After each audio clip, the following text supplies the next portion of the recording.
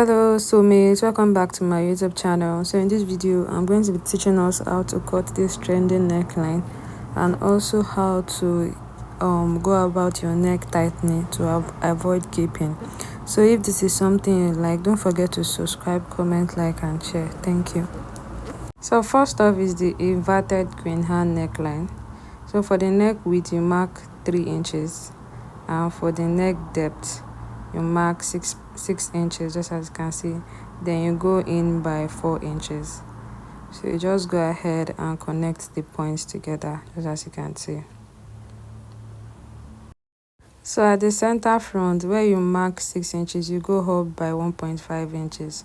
So you take the curvy part of your ruler, then you go ahead and connect it, just as you can see. For the neckline tighten, so rule a straight line to connect to the bust point, then go in by 0.25 on both sides, just as you can see. I connect the lines back to the bust point.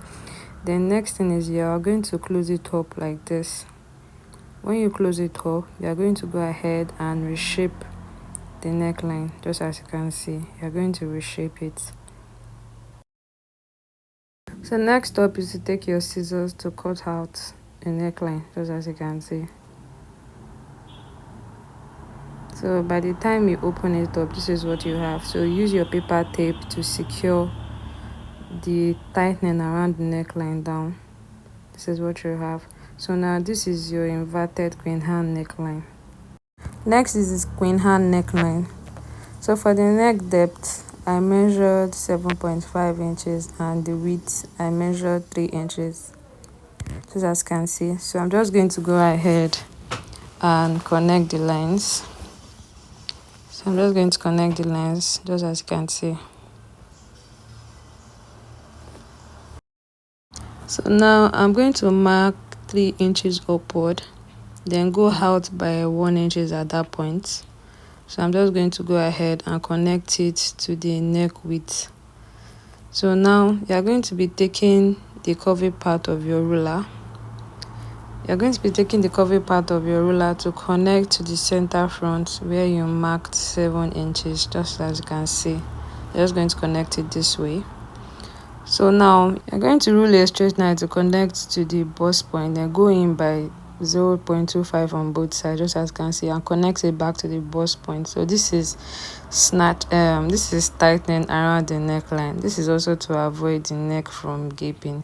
So next thing, you go ahead and reconnect the neckline, just as you can see. Next thing, you take up your scissors to use to cut out the neckline. Cut it out carefully, just as you can see. Now by the time you open it up, this is what you have, the queen hand neckline. So what you have to do is take your paper tape to hold down the tightening around the neckline. So now this is what you have for your queen hand neckline. This is what you have. So next up is the asymmetric neckline. For the neck width and depth, you mark 3 by 3 inches. So you go ahead and connect it. You flip to the other side. You also mark 3 by 3 inches, just as you can see.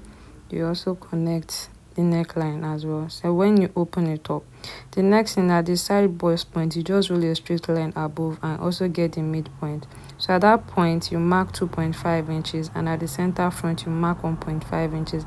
By the side of the neckline, you mark half an inch, then you come down by 5 inches. So you take your curve rule to connect the lines, just as you can see. You use the curvy part, look at it, you connect it to the 1 inches, then you also connect it back to the 2.5 inches. Just look at the way I'm flipping my rulers, then you connect it back to the armhole, just as you can see. So the next thing, now you're going to do a tightening around this point, so 0.25 on both sides. So you connect it to the bust point, just as you can see. Next thing is to close the tightening that you have done around this side.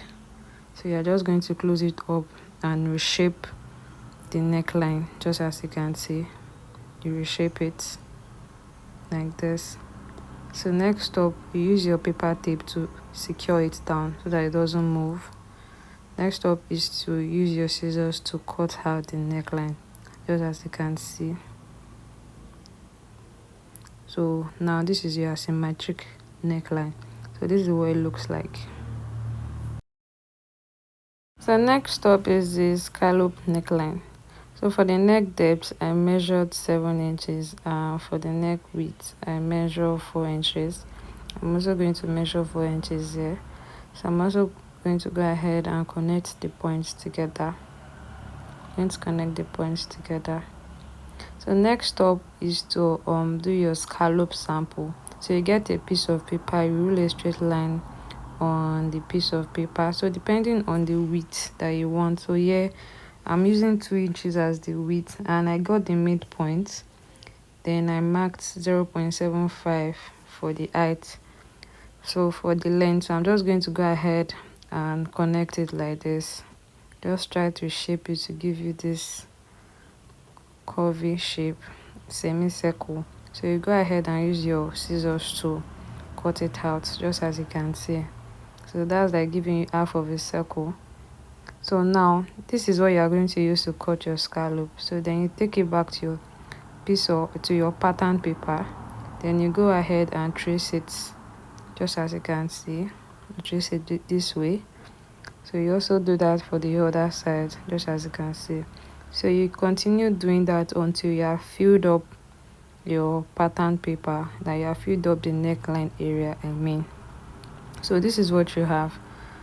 So the next thing is to take up your scissors and cut out the neckline carefully. You can see the way I'm cutting it. So I'm just trying to follow the lines. I'm following the lines so that I'll be able to get a perfect scallop neckline. So by the time we open it up, so this is what you have. So according to the picture, so we're going to contour the shoulder a little bit. So here I'm just going to mark, I think I marked 2 inches or 1.5 inches. I'm going to mark it here and also mark it on the other side as well. So mark it on the other side as well. So next thing is I'm going to reshape. I'm going to take my ruler, then reshape the armhole, just as you can see. Then I'm just going to fold the pattern paper together and use my scissors to reshape the armhole. So now this is what we have for the scallop neckline. So you can use this to cut, like you can use this method to cut different kind of scallop neckline that you want. Thank you guys.